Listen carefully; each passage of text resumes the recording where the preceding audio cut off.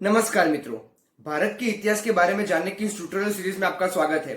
इस सीरीज में आप आज से तकरीबन 5000 साल पहले से लेकर 1947 में भारत जब आजाद हुआ वहां तक के सारे भारत के इतिहास के बारे में सिस्टमेटिकली जानेंगे। और इस वीडियो में आप आज से तकरीबन 5000 साल पहले इंडस वैली सिविलाइजेशन यानी कि सिंधु खीण संस्कृति के लोग किस तरह से अपने आप को सर्वाइव करते थे और आज के भारत के इतिहास में उनका क्या प्रभाव है वो जानेंगे। तो इस वीडियो को एंड तक देखना ताकि सारी इंफॉर्मेशन आपको सही से मिल सके। तो चलिए वीडियो को शुरू करते हैं। दोस्तों, आज से तकरीबन 60 से 70 हजार साल पहले से जब दुनिया आइस युग यानी कि शीत युग में थी, तब से इंसानी बस्ती इस पृथ्वी पर रह रही है। और अभी तक इंसानों का इस पृथ्वी पर सरवाइव करने के पीछे एक ही कारण माना जा सकता है, ईश्वर से हमको मिली सोचने की शक्ति यानी कि माइंड पावर। दोस्तों, दुनिया में तकरीबन आज से 10,000 साल पहले कई सभ्यताओं का विकास होना शुरू हुआ।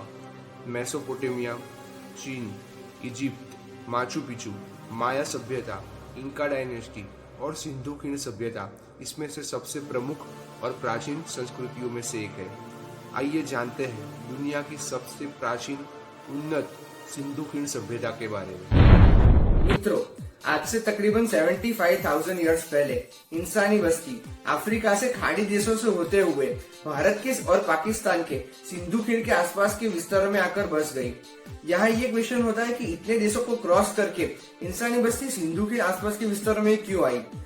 इसका आंसर ये है कि सिंधु नदी जहाँ से बहती है उसके आसपास के इलाके बहुत ही फर्टिलाइज है, यहाँ खेती और पानी की पूरी सुविधाएं मौजूद है, इसलिए यह बस्ती यहाँ ही रह गई और यहाँ एक नई सिंधु खीण सभ्यता का विकास हुआ।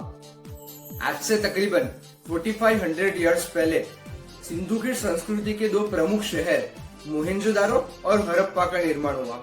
मोहनजोदारो आज के पाकिस्तान के बलूचिस्तान प्रांत में स्थित है, वहीं हड़प्पा पाकिस्तान के पंजाब प्रांत में स्थित है। हड़प्पा और मोहनजोदारो उस समय के व्यापार वाणिज्य के सबसे प्रमुख शहर थे। उनकी नगर रचना इतनी सटीक थी कि आज के दिल्ली और मुंबई जैसे शहरों की नगर रचना को भी पीछे छोड़ दे। वहाँ एक समान ईंटों से लदे हुए मकान थे, तो वहीं सारे मकानों से निकलती हुई गटर लाइन की व्यवस्था भी थी, यानी सुएज के लिए भी सारी व्यवस्था वहाँ की गई थी। उसके अलावा पुरातत्व विभाग को वहाँ खुदाई के समय एक स्विमिंग पूल यानी कि सामूहिक स्नानागार मिला। इसके अलावा हड़प्पा नगर में 2 से 3 माले वाले मकान भी मिले। वहाँ के सड़कों की रचना इस तरह से की गई थी कि पूर्व से आने वाले पवन अपने साथ सड़क के पड़े कचरे को सड़क के दोनों तरफ धकेल दे। ये तो बात हुई नगर रचना की, लेकिन उस समय के लोग पैसे कैसे कमाते थे।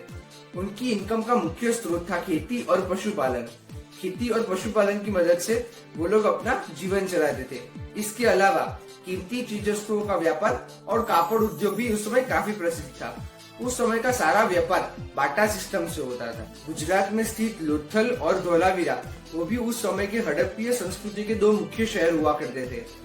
लोथल एक उस समय का सबसे प्रमुख बंदर था। वहां से हड़प्पीय संस्कृति के लोग कापड़ और कीमती चीज वस्तुओं की एक्सपोर्ट किया करते थे। यहाँ से कई कलाकृतियां भी मिली। 2 सिंह के मुकुट वाले इंसान की आकृति, तो वही डांसिंग गर्ल की मूर्ति भी। हड़प्पीय संस्कृति की भाषा को आज तक कोई समझ नहीं पाया। ईस्वी सन की शुरुआत की 1900 साल पहले यानी आज से तकरीबन 4000 साल पहले सिंधु खीण संस्कृति के शहर एक एक करके नष्ट होने लगे। इसका कारण सिंधु नदी में आई बाढ़ या फिर भूकंप हो सकता है, ऐसा इतिहासकारों का मानना है। सिंधु खीण और हड़प्पीय सभ्यता का प्रभाव भारतीय संस्कृति पर हमेशा रहा और रहेगा। कई प्राचीन रीति रिवाज जैसे कि कुंभ मेला आदि, समूह स्नान आदि उसका समर्थन करते हैं। वहीं वैदिक, जैन और बौद्ध धर्म के साहित्य भी उस प्राचीन संस्कृति का समर्थन करते हैं। दोस्तों, नेक्स्ट वीडियो में हम आज से तकरीबन 1800 से 600 ईसा पूर्व यानी कि हड़प्पीय संस्कृति के बाद भारत के इतिहास में क्या बदलाव आया, विदेशी आक्रमण हुए तो भारत के प्रथम राजवी कौन बने, ये सारी बातें हम नेक्स्ट वीडियो में करेंगे।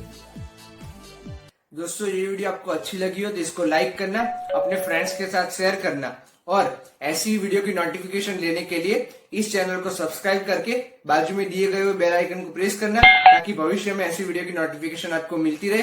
तब तक के लिए जय हिंद, जय भारत।